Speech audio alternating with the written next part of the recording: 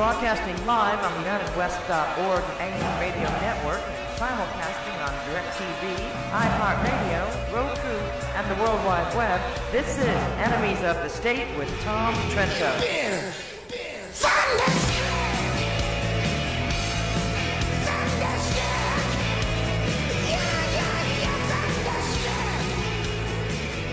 All right, the Clintons and the whole Democratic cabal got to be going nuts.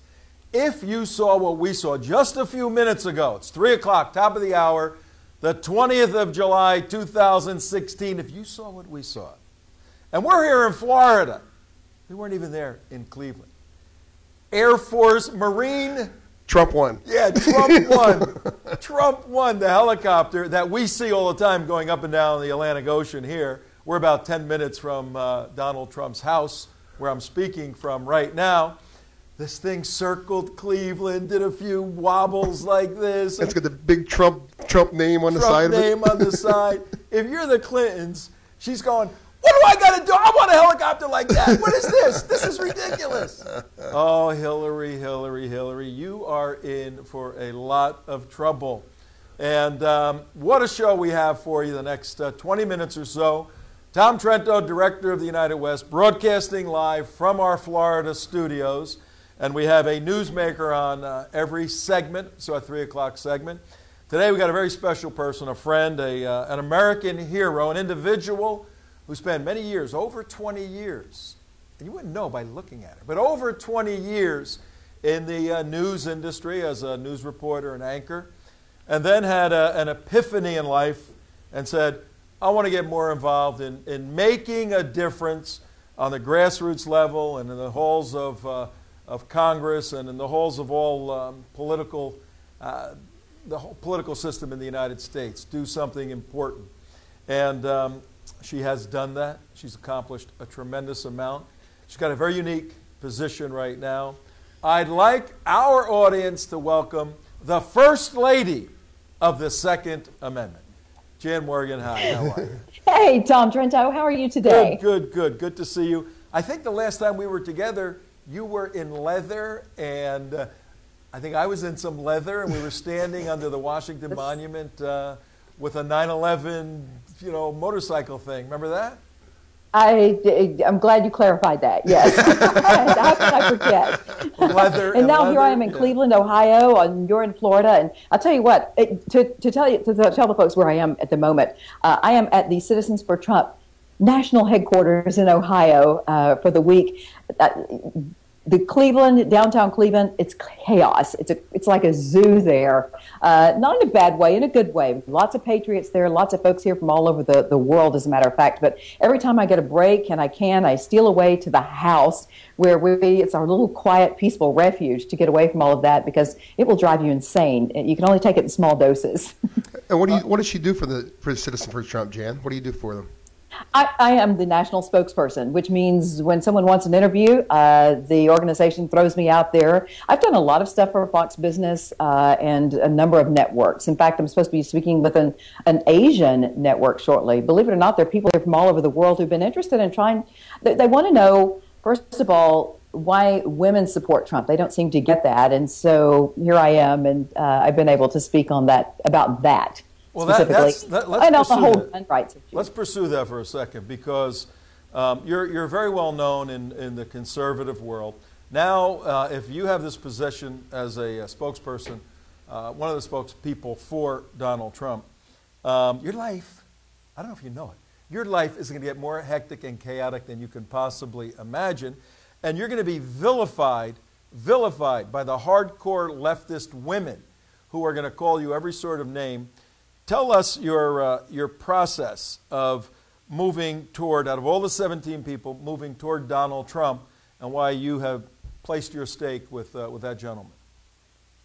First of all, can I tell you, and Trento, you know this about me. Look, leftist women and what they think about me is nothing, and what they say about me does not bother me. I get death threats from Muslims. The FBI counterterrorism unit said that I'm on the ISIS hit list. So do you really think that I care about what women on the left think of me. I moved into the Donald Trump corner about midway through the battle that was going on between all of those candidates. As you know, I was supporting Ted Cruz for a while, but then some things happened. I saw some things behind the scene that really made me change my mind and move over into the Trump camp. The reason I'm solid for Trump now, of course, you know, I'm a Second Amendment advocate, and Hillary Clinton has waged a war on women. She wants to disarm the women and the men in this country. She wants to take away our gun rights, and that is, when you take away a woman's right, and the only way that really she can defend her life and the lives of her children, that's about the most serious war on women that I can ever imagine. So Donald Trump is our guy. He's going to be the next president of the United States, and I'm glad to be a part of helping him get there. All right, before we continue with the political stuff, and we want you to give us a feel for what it's like on the ground there, but something on the Second Amendment issue, gun issues. If you could analogously, and we're going old school here, if you can compare, I know a lot of women, you talk about guns, they go, and they jump back like it's some strange device, but then they'll go into their kitchen and they spin and turn things and all this stuff. They're magicians with mechanical devices in a kitchen, but this little thing frightens them. Give us an analogy to the complexity of learning how to properly handle a gun to mastering a kitchen, okay? How much time do you have, Tom? Well, I tell you what.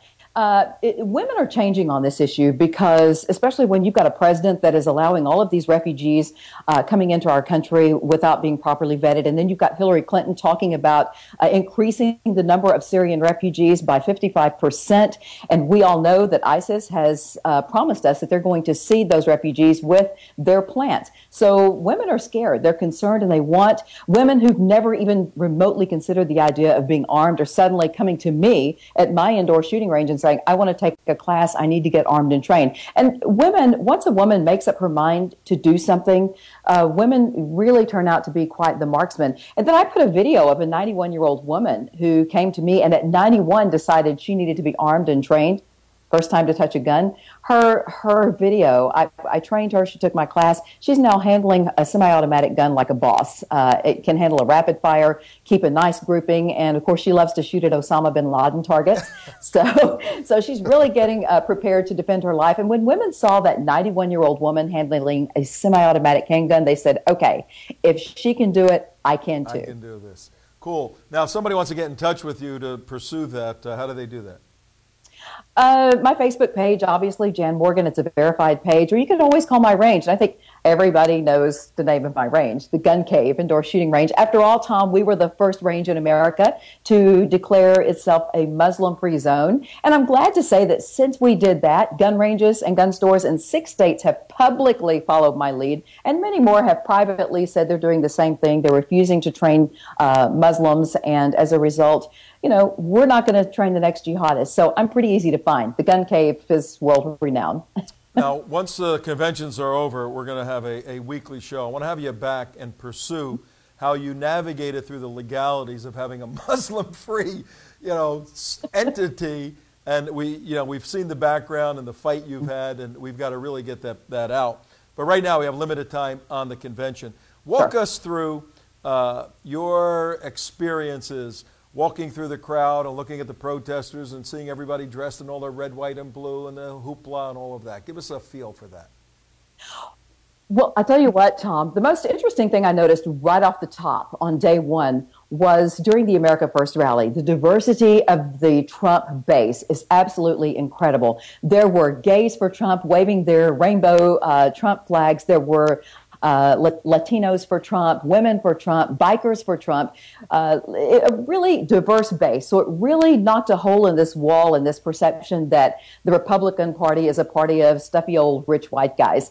So that was a very exciting thing to see. The air here in the Cleveland, Ohio area is electric. People are so excited. And yes, there are some protesters, but I tell you what, when Chris Cox and Bikers for Trump came to town, When you've got 10,000 bikers saying that they're going to come here and they're going to have the backs of the police officers and the good guys, the Trump supporters here, it has been amazingly quiet. And the fact that the governor said we're not going to disarm the people and infringe on their Second Amendment rights. I was allowed, the governor did not ban open carry. So I actually open carried during the America First rally because it was off of the Secret Service parameter of the convention center. And we've seen a lot of people open carrying here. And as you know, as the saying goes, an armed society is a polite society, and it's been rather polite. I was told to wear a bulletproof vest during my speech, but I did not.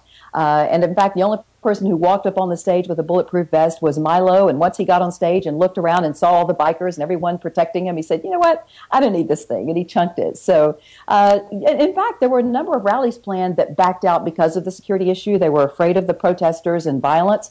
But I'm excited to say that Citizens for Trump hung in there. We braved it, and we had an amazing rally, lots of folks there, and of course, no violence. Excellent. Now, I'm going to let the guys in the control room ask a couple of questions. But first, we lost in Florida. We're a significant state, 19 million people. We have a significant amount of electoral votes. I think it's 29 now. And we lost in 2012 by 78 million votes cast. Obama beat Romney by 73,000 votes. That's like 35,000 people shifting out of 8 million. One of the reasons about at least 1 million Bible-believing Christians did not vote. They stayed home in the state of Florida. Would you please address those 1 million who may or may not stay home this year in Florida? Absolutely. I'm going to say basically the same thing that Milo said in his speech. You may not necessarily like Donald Trump. You may not necessarily agree with the Republican platform at this time. But let's look at the alternative. If you don't vote, and if Hillary Clinton gets in our White House, this is not just about who's going to for the next term or 2 terms. This is about who's going to appoint our Supreme Court justices, 3 to 5 justices. Tom, this country cannot withstand that. So regardless of how people feel, of all times, our country's future is on the line. And I know we said that the last election, we've survived it, but we will not survive this one. People have got to get off the couches and vote. And if you don't like the way things are going with Trump the first term, then do something about it for the second term. But for right now, we have got to stop Hillary. If no other reason, you absolutely must go to the polls and vote against Hillary Clinton. And a vote for anyone other than Trump is a vote for Hillary. Wow, that was very interesting. And we're going to go to the guys in the booth. I had not heard yet, and I am going to plagiarize you, Jan Morgan. It was a great concept. If you don't like Trump the first 4 years, do something the second 4 years. That's a great concept. Right. But ladies and gentlemen, you viewing right now, Tom Trento, your host, the United West, Enemies of the State. Right now, we got a great friend of the state here, Jan Morgan. She is a national spokesperson, Citizens for Trump, also the First Lady of the Second Amendment. If indeed Hillary Clinton gets elected and appoints a couple of justices to that building right next to the U.S. Congress, Jan Morgan will probably go to jail for the rest of her life because her business will be outlawed, completely outlawed, and she's not going to stop following an illegal way of outlawing a constitutional right ingrained in the Constitution. So these are the stakes that we have. Mark, you guys have a question back there? Well, Jan, you wanted to say something? Go ahead. Yes, since he brought up that issue, I wasn't going to say anything, but now that he brought it up, he opened the door for that. Regarding Hillary and guns, here, if for no other reason than for your own Second Amendment rights, let's look at what Hillary has said, not what I'm saying she said or what the news media says she's going to do, but what Hillary has personally stated during this election cycle on video, on television cameras. Hillary Clinton has said there are too many guns in America. We need to do something about that. Hillary has said that she likes the Australian method of gun control, and we need to take a closer look at that for America. Right. Folks, news alert, Australians don't have gun rights. They had a gun confiscation there. The citizens there are defenseless. Number 3, she wants to hold gun manufacturers legally responsible, liable for the actions of criminals with guns. That's like saying that when a drunk gets behind the wheel of a car and kills people, then the family members of the people killed can go after the car manufacturers and sue them. That is insane. So what will happen is gun manufacturers will be sued out of business in America, and you can imagine what happens then. So Hillary is very determined to eliminate gun rights in America, and if for no other reason, I mean, that alone is a reason that you've got to get out and vote for Trump. Trump is solid Second Amendment. If you don't believe me, go look at his Second Amendment policy. And one of the things he's going to do that I really like, he's going to fight for 50 state reciprocity, which means when I travel to any state in this country, my concealed handgun permit is going to be honored just like a driver's license. And we don't have to have all those travel hassles that we do right now when going from state to state with our firearms. Not in New York. No guns for you in New York. All right, Which is guys, not in New York. Quick question for you, Jan. Yes. I was like you, I was a Cruz supporter. And I said, you know, guys, get over it. All right. If you don't like Trump, okay. Yeah, I voted for Cruz. Get over it. You know, the alternative is all the things that you just listed. But I want to ask you another question about Trump and what do you see his pathway to victory? Where do you see it, either electoral-wise or in demographics? How do you see his pathway to victory? Safety and security. Right now, whether you're a male or female, regardless of your political affiliation, regardless of your race, the hottest issue, and I think what more Americans are concerned about than anything, is security. Security. Right now, when we're having jihadists come in our country and slaughter innocent people en masse, people are tired of this. And every time it happens, I think more people get on the Trump train because they see that Hillary is going to do nothing to address that. We're going to have more of the Obama administration continued, only I think even worse with her. So not only is she going to allow more of these people in our country, she's going to render us defenseless. So if for no other reason than safety and security reasons, I think people are going to line up in the Trump camp. Also, you know, Donald Trump is, seriously, when I talked about the diversity of his base, I'm not just saying that. I'm really seeing that. I mean, when's the last time you heard or saw the number of gays lining up behind a Republican candidate for president? One of the things that Milo said that I absolutely loved, he said, you know, I may not be able to agree with everything in the Republican Party, but hey, right now, Islam is a problem. And he said, Hillary is not going to do anything about this issue. And he said Islam, not radical Islam or extremist, Tom Trento. You know what I'm talking about. He said Islam.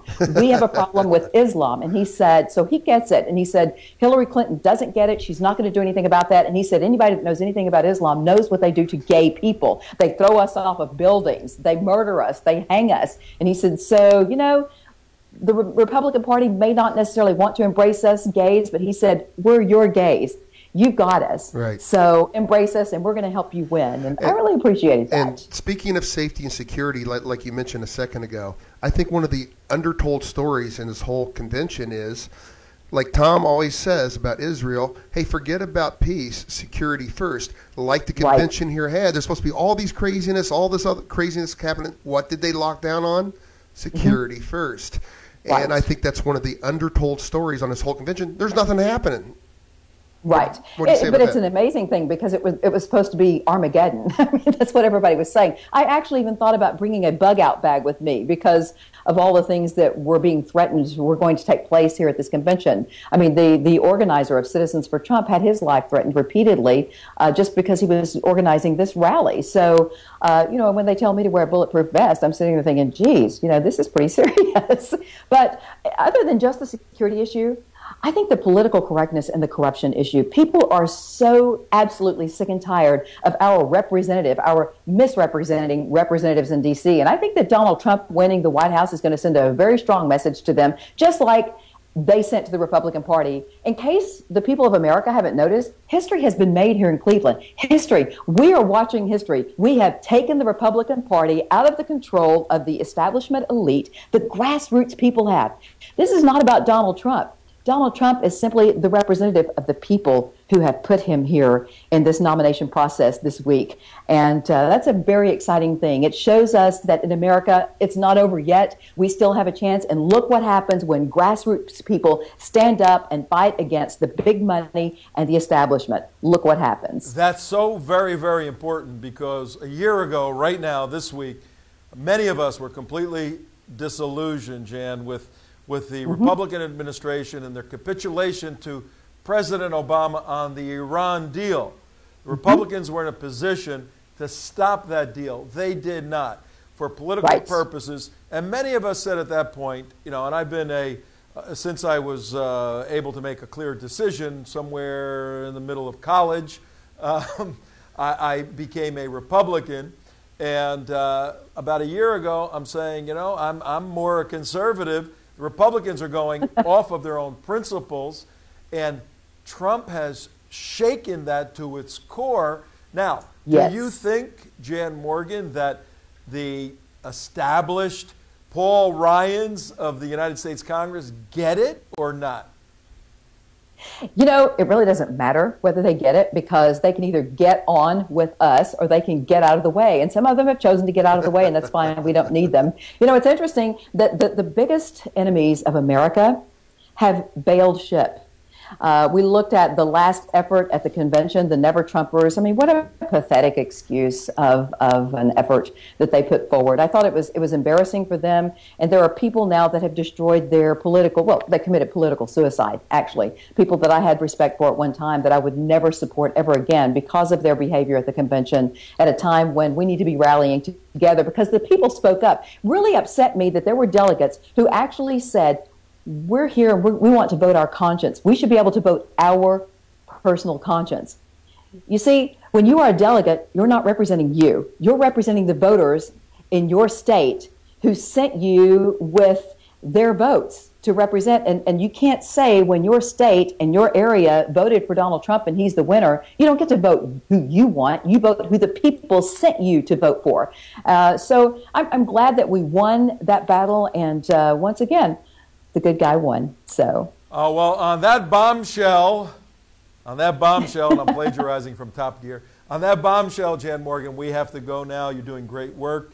May God continue to protect you. We'll have you back and follow your work with the Trump Organization the days and weeks and months ahead. I'm going to be on Fox News, Fox Business tomorrow morning, Mornings with Maria, 7 a.m. Eastern Time. So be sure to join us, and I'll have my last words about the Cleveland Convention at that time, if I can speak that early in the morning. We'll see you there. Take care, Jan. Take care. Bye-bye. Take care. Well, ladies and gentlemen, Jan Morgan, who is affectionately known as the First Lady of the Second Amendment, but now stepping into a position as a national spokesperson for the organization Citizens for Trump, working obviously very closely with Donald Trump. I don't know, guys. She made a very coherent and comprehensive argument for Donald Trump, whether you like him or whether you don't like him. What do you think? Yep, exactly. And I just had to say one other thing. We had CIA analyst Gary Bernsen on, earlier, and we had Phil Haney on, national security expert. And I just have to say, Jan Morgan is a hell of a lot better looking than either one of those two. Yeah, that's for sure. That's for sure.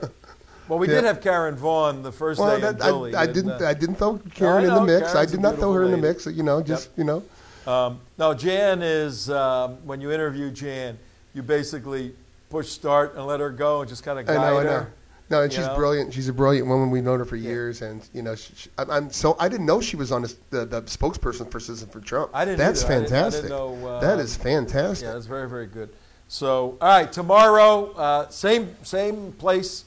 11 o'clock, 1 o'clock, 3 o'clock, 20-minute segments, newsmakers, commentary. And what we're doing, folks, we're doing something no one else is doing that we know of in the United States other than the major networks. I don't really know if they're doing that. Share Facebook, share all that stuff. We are live streaming right now through Facebook, and you can watch live or you can watch later, through our studio. We're not holding up iPhones, because this stuff isn't really behind me. We're in a green screen room. Should we prove it, Mark? No. Okay. We're in a green screen room. Nothing here is real. This is not real. Nothing. I'm not even real. Nothing's real here, but we're doing that, and we're Skyping in people in the field. This is the new medium for communicating in the next 5 or 10 years. It's absolutely phenomenal. Don't need to go to satellite TV. Don't need to go to cable TV. You can watch us worldwide with something sitting in your pocket. Watch us, like us, share us. Go to the top of the United West Facebook page and hit what, Mark? Comment, donate, share, like. Yeah, donate. Just the donate. Oh, just the part, donate. right? Just forget all the rest of it. Just donate. We'll do it again. And hit what, Mark? Donate. Donate. Okay, on that bombshell, we'll see you tomorrow.